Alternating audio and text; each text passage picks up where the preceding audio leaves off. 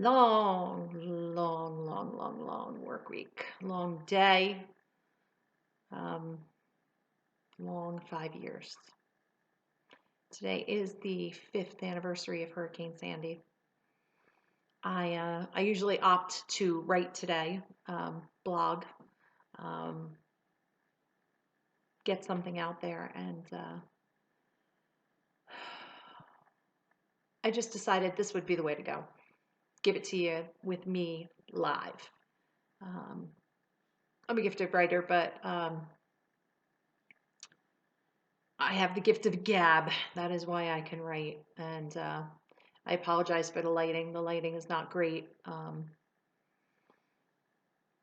In the evening, I'm sitting under artificial light, so it makes it a little more difficult to get a better picture. But here's me in my pajamas and my Jersey Girl, which you can't see, my Jersey Girl hat. Um, so I'm at my house, and the storm is just brewing outside, and and why would it not be on October 29th? We've got this tropical storm going on outside. The wind's kicking, and the lagoon is really high, and mm, yeah, mm, you know where I'm at. I really wanted to document today somehow because, as you know, I would normally write, but um, the empath in me is on fire right now, and it has been for days. Anybody who's seen me in the last few days would know that to say I had my head on backwards would be an understatement. We were insanely busy at work all week long. Every night that I stayed late to work on files and catering and things like that because it was just a crazy week at work. But what's worse is that there is just so much going on in here that I had so much to contend with, and I feel like I feel like I should apologize to everybody I've come in contact with and everyone I've worked with because I've just not been me all week, and and there is a superbly easy answer for that one. Um, I am an empath. And a day like today, this date historically is hard enough, but I feel it coming all week long. Like I literally felt the storm coming, and so all week long I've just been a little off, and it's always a rough 72 hours going into today for me. So when today hit and I woke up and it was pouring out and it was windy and I had to go chase my mom's down the driveway, um, of course I walked out and went, of course. Of course it's raining, and of course it's windy, and of course I'm chasing my mom's down the driveway because it's October 29th. This is what I do. Um, I'm out in the elements, and the world is just crazy. Last year on this date, same thing. It's like it's like a bad version of Groundhog Day, only it's Hurricane Sandy or whatever we're doing, whatever the storm is right now. And look, it's not that bad out there. But in so many ways, it really is. It really, really is. I mean, I look at Mantoloking and Bayhead, and well, not so much Bayhead. Parts of Bayhead, parts of Bayhead. Um, uh, just areas that I grew up, and as you can relate, probably. Um, when you first got your license, the coolest thing to do was to drive to Point Pleasant to Seaside. So driving up and down 35 was a staple in your teenage years. That's what you did. You drove them down. I can't tell you, unless you've lived here and you've experienced this, I can't tell you how that just kicks you right here. It just rips at your heart to drive down that road for the first time. after the storm. To see the ocean in a place you never saw the ocean before. It's hard. It's so hard. It's so hard for me to know that there are still people who are not in their homes. You know, I'm no exception to the rule. I lost my house. I had to walk away from my house. And it was a decision that had to be made because it was a health decision for sure. I knew the house was getting worse. My insurance company forgot about me. They left me in the lurch. There was no money. I had to hire an attorney. We had to file claim after claim after claim. So much took place in order to address my house, and in the process, what was I going to do? The money wasn't coming in, and the main joist under the house was broken, the ceiling was falling down, the roof's caving in, and the mold is coming from every direction, and you can't stay. It's not safe. I can't function on a daily basis in a house that's making me ill. So of course, the thing to do was to leave, and I left, and I moved into a house with a fabulous landlord in a beautiful place, and yes, on the water. I figured, it's what I love. I'm not giving up what I love. And 2 years in that house, he moved me into his other house, which is where I'm sitting right now. And in just over 30 days, I will be moving into another house, not my own, another temporary living quarters, because this is the journey that I've been sent on. This is the journey. This is where it's taken me. I'm still unsettled. And that's beyond frustrating. But you know what? I have a place to go, and I have something of a plan. And even though my plan is completely changed because of somebody else's doing, I'm still able to have a plan. I'm still able to do something. But it's no joke that people still aren't in their homes, and that people lost so much. And I've heard such insensitive and stupid things in the last 5 years, and I think the one thing that just, you hear that? It's kicking out there. I think the one thing that that really just kicks me in the feels is that people think, because people had $1 million homes, and that, oh well for them.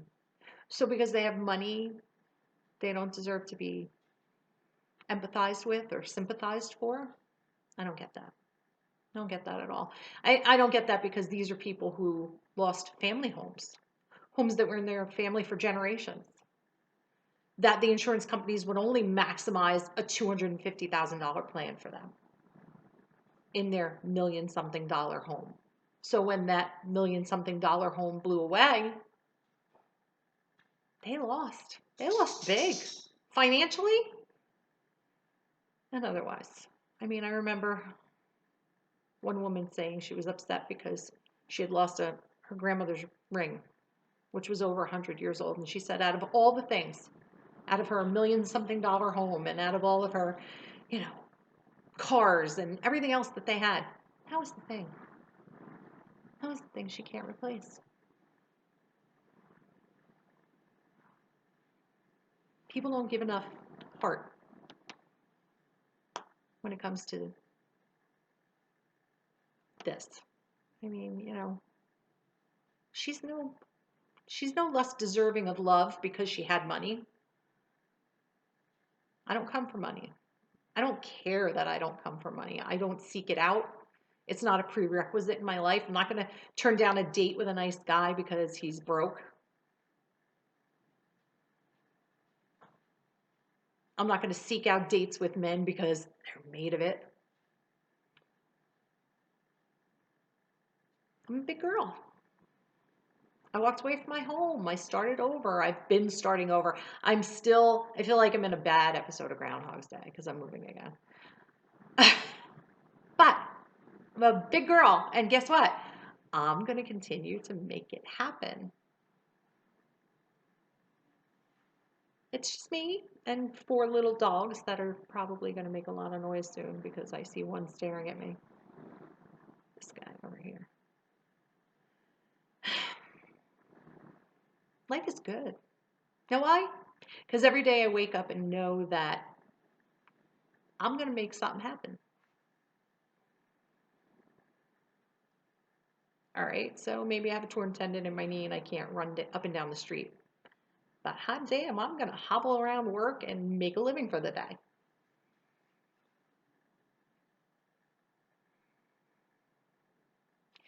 You know, I've experienced the best and the worst in people since this storm.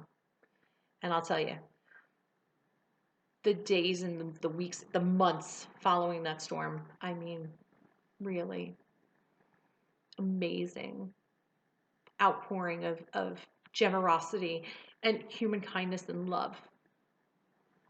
And that carried on for a long time. That really did. It wasn't all about people having to be out there making a buck. Yeah, there were a lot of people who that's what they do. This is what they do for a living, and they were out there making a living. And but you know what? There were so many people who took their extra hours and just went out there and did whatever they could. For me, I was not in that position. I was um, gutting an entire cottage and living in a dilapidated house and working ridiculous hours. And, you know, I didn't have all that extra time and resources to go out and help somebody physically. And so for me, I adopted two dogs that were in need of a home because they came from a hoarding situation. They came from a situation outside of Hurricane Sandy. And in the process of saving those two little grateful creatures, it kind of saved me a little bit. You know, they gave me that sense of continuity. You know, they appreciated the hell out of me, but I got to appreciate the hell out of them. Because I was able to put my time, because I only had this much, into them. It's pretty cool. I lost a friend this year. We all lost a friend this year, a very dear person who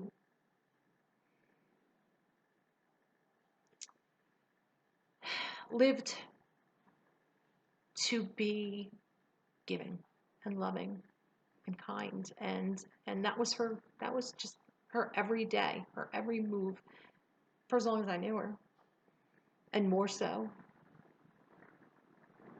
in the last several years. Every year since Hurricane Sandy, she calls me on this date, on the 29th, and today was the first day the phone didn't ring.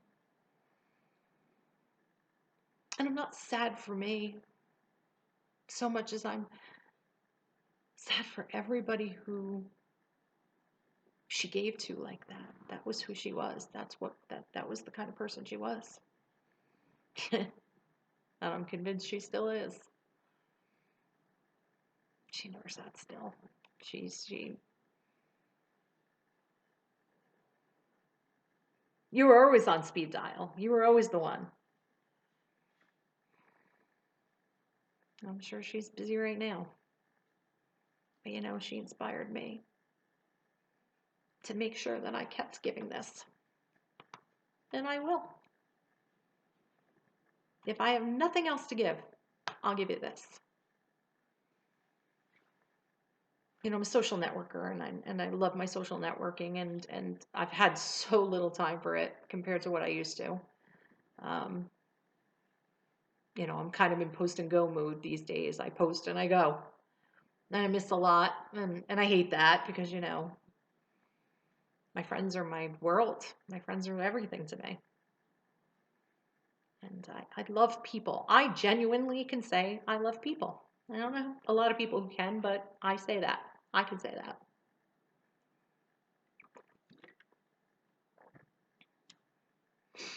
But you know, I've witnessed some really bad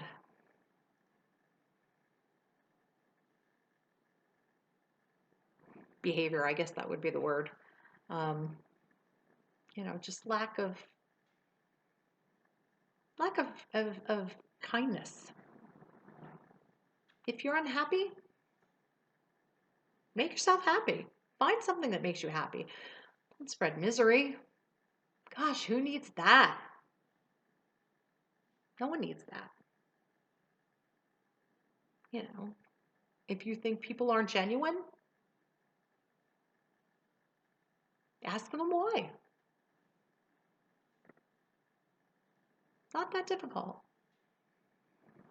It doesn't take much to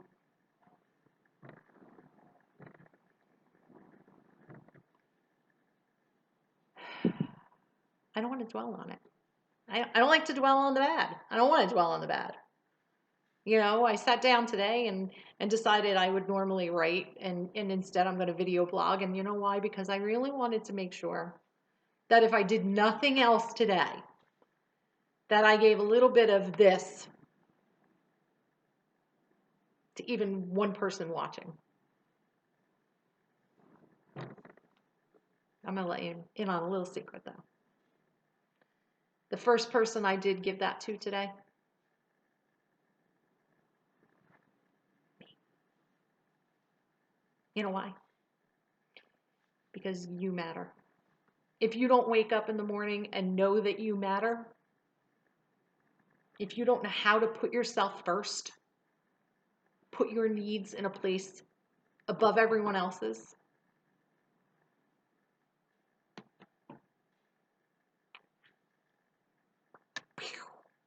you're going to sink.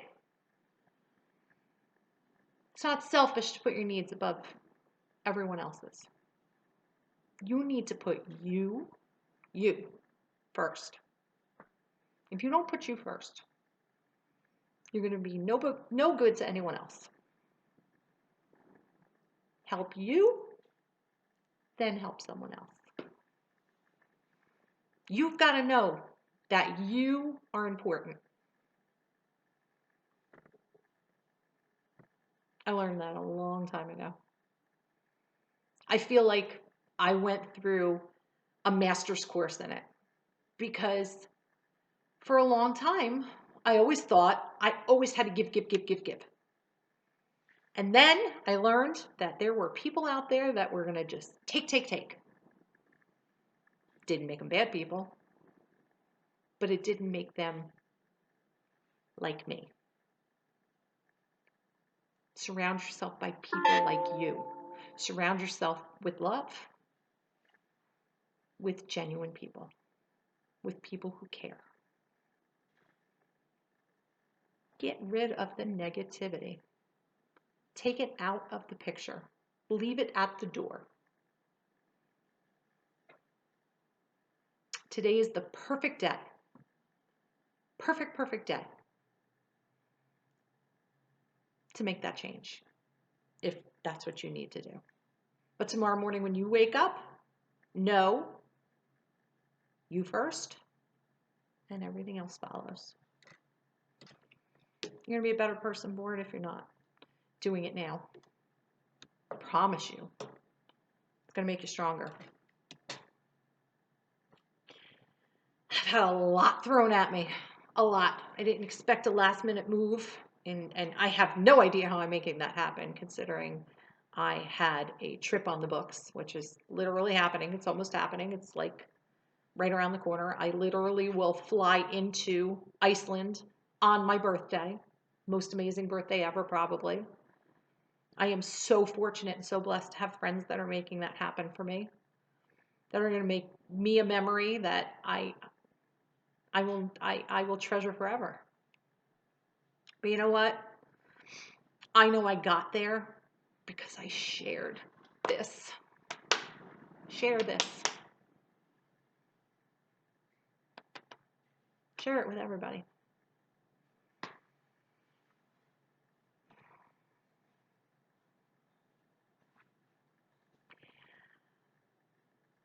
I feel like a coach. when I write, it's easier for me to wrap things up. And so, yes, I've rambled for 20 minutes now. And surprisingly so, my dogs have allowed me to do that because they're like small children and usually need my attention. But this is the 5th anniversary of that awful, awful storm. And tomorrow, much like that day, is a brand new day. So tomorrow, I start all over again. I get a chance to do it all over again. You know what? Tomorrow I may be tired and I may know I have to pack hundreds of boxes and purge half of my house and make plans. But you know what? I'm going to do it. You know why? Because nobody else is here to do that for me. Reality is it always starts with you. Well, it always starts with me. I'm good with that though. And here's the thing. Be extraordinary. Be kind. Be loving.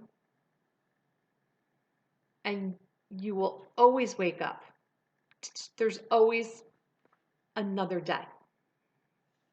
And even if it's not in this realm, it's going to be in another one. But you know what? You're only getting there by making it good here.